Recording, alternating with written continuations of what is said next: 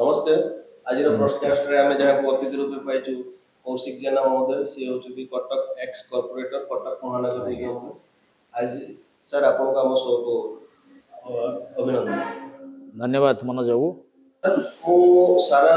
पृथ्वी पृष्ठ रे आमे देखुचे दुर्गा पूजा को समस्ते माँ दुर्गा को पूजा करन किंतु मो एठी गुटे अलगा जिंस देखुची जे कि आपण दुर्गा पूजा समय रे आपण हर पार्वती पूजा करन कोन कहै सर भल क्वेश्चन टी आपनकर धन्यवाद देवी मनोज बाबू को आज गोटे पवित्र दशहरा अवसर आप गोटे 1-to-1 कार्यक्रम मत आमंत्रण करूँ निश्चित भाव में मुझे सर्वप्रथम शारदीय अभिनंदन जनाऊँगी।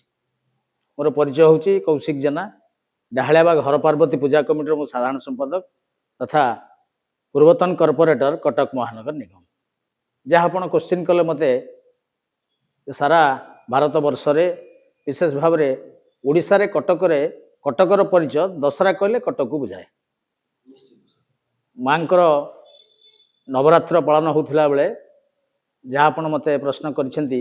सबुटी माँ दुर्गा पूजा होता बेले एठी डाहालियाबाग कहीं हर पार्वती पूजा होची कथा को मुझे सम्मुखें रखा चाहूँगी। जे डाहालियाबाग ग्राम श्री श्री नीलकंठेश्वर स्थापना होती महादेव मंदिर जो मंदिर रे दीर्घ 70 वर्ष धरी एठी आखपाख अंचल पाइकसाई बाणपुर डाहालियाबाग प्रतापनगरी बालिकुदा ये अंचल महादेव मंदिर नथिला बेले आम डाहालिया ग्राम श्री नीलकंठ मंदिर प्रतिष्ठा होती परिप्रेक्षी जेहेतु समस्ते महाजागर शिवरात्रि महा आडंबर पूर्ण डाहालियाबाग पालन होता बेले समूह निष्पत्ति नेले जे आम ग्रामवासी आज निष्पत्ति नेले जेठी डाहालियाबाग छक उपरे हर पार्वती मन्मय मूर्ति स्थापन करूँ और दशहरा कार्यक्रम हाथ को नेबू।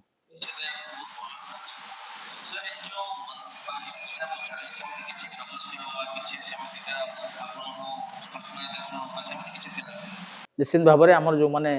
पूर्वसूरी थे कि मुरबी देहांत होकर उद्देश्य था जे श्री नीलकंठकर स्वप्न अच्छी एवं नीलकंठकर किसी लोकों पाखे राति बेले शोता अवस्था राति भोर भोर स्वप्न देखते अनेकांश जो हर पार्वती माँ दुर्गा पूजा पाला बेले दशहरा डाहालियाबाग कहीं अंधार हो जेहेतु पवित्र दशहरा माँ दुर्गा को आह्वान करते श्रीरामचंद्र अंधार विरुद्ध आलोकर विजय अन्याय विरुद्ध धर्मर विजय ये को आखे रखी गोटे स्वप्नादेश होता कि मुरबी को